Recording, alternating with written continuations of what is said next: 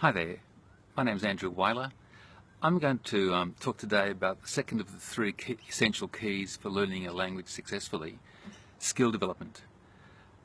So skill development is one thing that's, I think, overlooked a lot, and in its stead, people substitute something like understanding or knowledge. Skill development actually talks about doing something today that you couldn't do yesterday. So we're talking about doing, like any other skill, whether it's driving a car, cooking, playing basketball, playing computers, etc. It's the same thing. We're talking about skill development. So the key in it is the recognition that and it comes from basically your own awareness that there's something now that I can't do that I want to do, or there's something lacking in what I'm doing, so I'm not getting the result that I'm looking for. And this comes from really a self-awareness of something in your own performance that really is not meeting the target, meeting what you're looking for. And it's this noticing awareness that you have that is the spark to you, to us, doing what is necessary to gain control over what we want to do. And this is where it all starts. And without that, skill development really is not going to happen. What can happen sometimes is that somebody else, like for example a teacher, will tell us, "Are you not doing that?" Well, that may spark some self-awareness, but it can do many other things as well. It can generate fear, it can generate resentment, it can generate, what are you talking about? All kinds of things. So somebody telling you is no guarantee that you'll actually become aware of it. The best thing somebody else could do in that situation is say something like, no, you haven't really done what is required. And so that is feedback telling us we're not performing at the level that we want to perform. So that's where it all starts, and it's something that I think it's overlooked a lot in learning a language, and something that once you can get hold of it, it can actually transform how you go about learning a language, because instead of thinking about or trying to do exercises or looking for answers to how you can improve, the answer really lies in becoming more attentive to what you're doing, noticing more, watching more.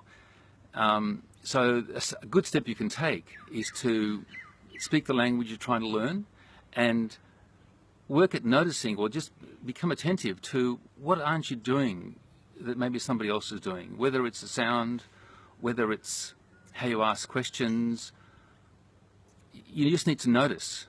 That's where your attention needs to be, is noticing what's happening outside and what's happening with how you perform.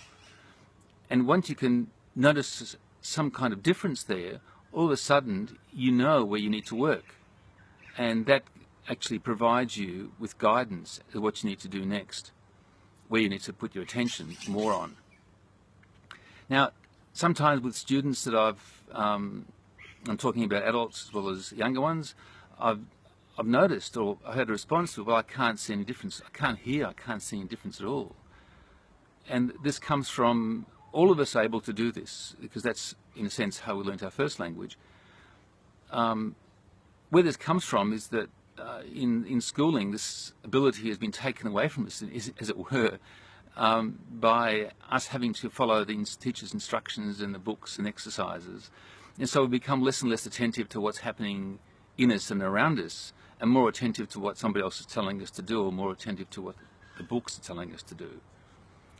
So it means, coming back to the question, if you're struggling with noticing the differences, my suggestion to you is to just relax more, take it easy, and just put all your attention into into noticing, into watchfulness, and see what you can hear, see what you can see. And if you do this and you keep persisting with it, you will see that there are things that will pop up in your awareness that will tell you, oh, that's different, oh, that sounds different, oh, that's completely different. So then you've got to focus on what's the next thing of all those things you may have noticed. What's the next thing that's actually within your power, within your awareness to change in yourself. It may be just a slight alteration in your how you say a sound, or it may actually be noticing something about the patterns of spelling or the patterns of speech, which requires a lot more work on your part in terms of noticing what information comes to you from that noticing and being able to process that and then bring that into your own language somehow. That's all I'll say about that, because I hope that will give you a better idea of what I'm talking about when I'm talking about